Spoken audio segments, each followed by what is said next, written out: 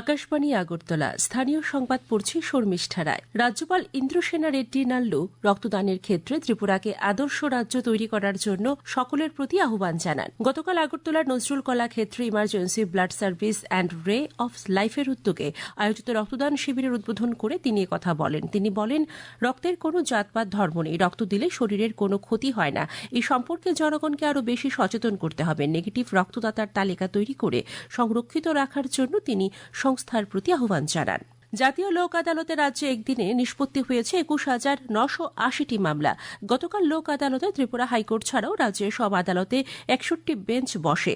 এতে ৩৫,৮৭৫টি মামলা নিষ্পত্তির জন্য তোলা হয়। রাজ্য আইন সেবা কর্তৃপক্ষের সদস্য সচিব ঝুমা দত্ত চৌধুরী জানান, রাজ্যের আদালতগুলিতে জমে থাকা ২৯,৩৯৩টি মামলার মধ্যে ২১,২৬০টি মামলা নিষ্পত্তি হয়েছে। এছাড়া মামলা পূর্ববর্তী বিরোধ সংক্রান্ত ৭২০টি বিষয় নিষ্পত্তি হয়েছে। হাপানিয়া আন্তর্জাতিক মেলা প্রাঙ্গণে গতকাল ২০তম আঞ্চলিক সরস মেলার উদ্বোধন হয়েছে।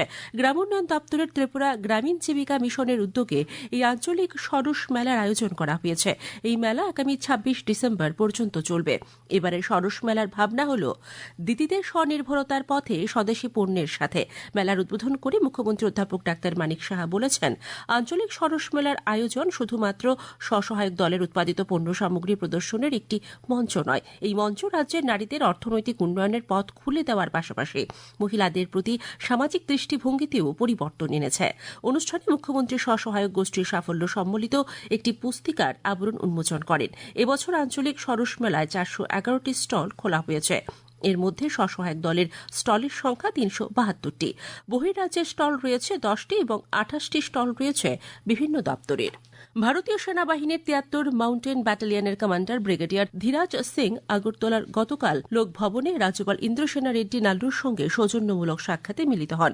ব্রিগেডিয়ার শ্রী সিং আকাশবাণীকে জানান, এটা সৌজন্যমূলক সাক্ষাৎকার ছিল এবং রাজ্যপালের সঙ্গে বিভিন্ন বিষয় নিয়ে আলোচনা হয়েছে।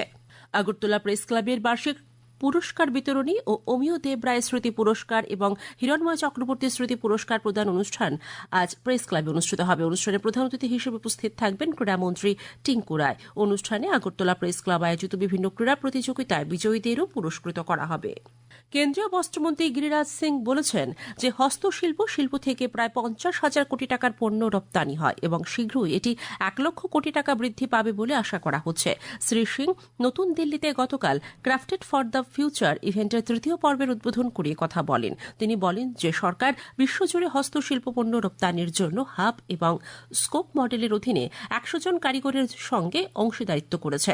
অনুষ্ঠানে জাতিসংঘের আবাসিক সমন্বয়কারীর কার্যালয়ের চিফ অব স্টাফ রাধিকা কৌলপাত্রা অনুষ্ঠানে প্রদর্শিত কারিগরদের ব্যতিক্রমী প্রতিভার কথা তুলে ধরেন।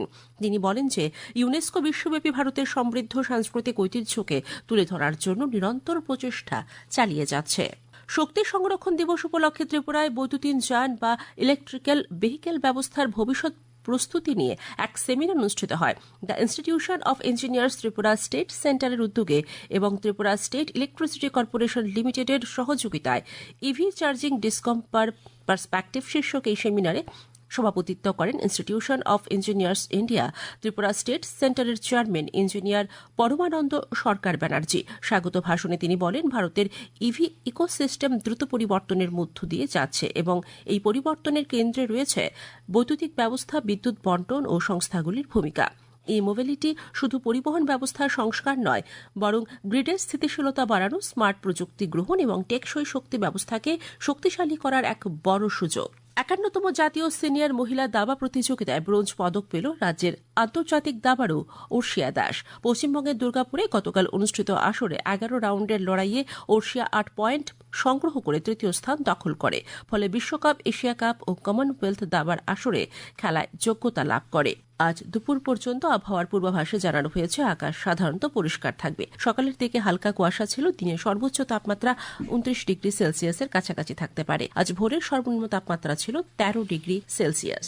স্থানীয় সংবাদ এখনকার মতো এখানেই শেষ হল। পরবর্তী বাংলা স্থানীয় সংবাদ প্রচারিত হবে সন্ধে ৭টা বেজে ৫৫ মিনিটে।